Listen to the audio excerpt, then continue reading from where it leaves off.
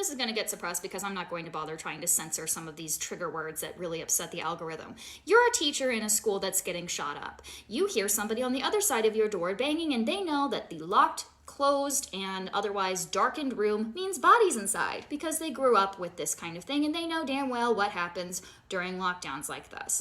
That being said, they're trying to get in. You have nothing to defend yourself with, or so you think, and you know that the second they get in, it's going to be a melee, and most of the kids and yourself, and well, definitely you, are all going to get taken out by this guy. So what can you do? What should you do? Is there any option? Yes, there is, surprisingly. It's not great, it's a last-ditch effort, and there's absolutely still every chance in hell that you're gonna die, but sugar, you're going down singing, and this is a highway to hell.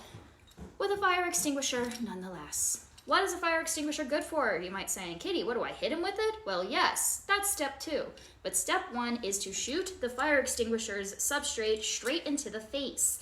If they're not wearing any form of protective gear on their face or on their eyes, it's definitely gonna blind them really bad. But also, even if they are wearing some form of glasses, goggles, or helmet, it is going to get all over their helmet and still temporarily blind them. And the huge potential of getting into their airways and causing issues breathing. Now, you're not going to rely on that aspect of it. You're going to rely on the fact that no matter what, it is going to blind them for just those few seconds. And the human reaction when they're blind is to reach for their face. Now that can mean that they are literally just reaching up with the weapon because they're trying to rub it away, or they have to take one hand off of their literal assault rifle in order to get it off their face. Those are precious seconds that you can use to now bum rush them with them blinded. And if you don't want to bum rush, that's fine. In fact, it's better if you don't. If you were prime and posed right on the other side of the concrete wall, like adjacent to the door, then you can crouch. You can actually have done this from the low end anyway, like shot up at them and still gotten a great shot at their face. But you are now in a position to slam your body weight into the back of their knees, which will make them fall over. That's not saying that the substrate from the fire extinguisher all over your linoleum floor hasn't already made them slip and fall over. That also being said, that just getting shot in the face in the first part did not knock them over, because depending on your fire extinguisher will depend on like how powerful that velocity is. Again, not something to rely on, but once they're on their back, you can now take the blunt end of your fire extinguisher and smash it into their face. You can fight them for the rifle. You can do all kinds of fun activities at that point. Lanyards as a non-consensual scarf. Doesn't matter.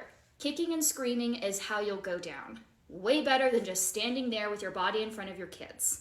It's not much, but it is something that you need to be aware of is an option if you need to use it. This is forced adaptation. It is not something that I like to have to suggest, but it's something more people need to be aware of is an option for you. There are lots of things you can do on the highway to hell that could potentially backfire on your side as well, and the likelihood of you dying either way, though, kind of negates any of those problems being a problem for you.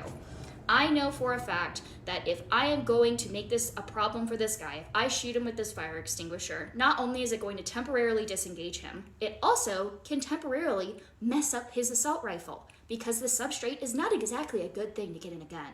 Or at least it's a lot slippery and harder for him to hold on to, which means I can get it away from him one way or another. It's a struggle. How long do school shootings last on average? Not very long. They're actually relatively short events, all things considered, on average. So every single moment that you can give this guy a hard time is a moment less that he can use to shoot a literal innocent child that cannot do anything. And while you're struggling with him, that gives your kids a chance to run out the door while you're trying to wrestle away the gun or otherwise. He's on his back, he's shocked, he's surprised, no idea or anticipation that it was on the way. They're going in there because they don't anticipate anyone to fight back. They are fully expecting this to be easy pickings until the cops show up. That is why they do it, in part. And so, when they get any form of surprise attack, it is going to throw them off and shock them and cause their adrenaline to truly kick in. Fully. It's all you can do, and it fucking sucks. And understanding, there is nothing wrong with the teachers who went down with their bodies in front of their kids. They had no idea what else they could do. They were terrified. They were just trying to get in the way of any kind of damage. That was them going down like a hero with their body as a shield. My point being is that there are options besides just human shield. There's human offensive weapon. And understand, this is not some hero in the moment kind of fantasy where you save the day and end the shooting yourself. This is, you are being a problem before you die because you are probably going to die anyway.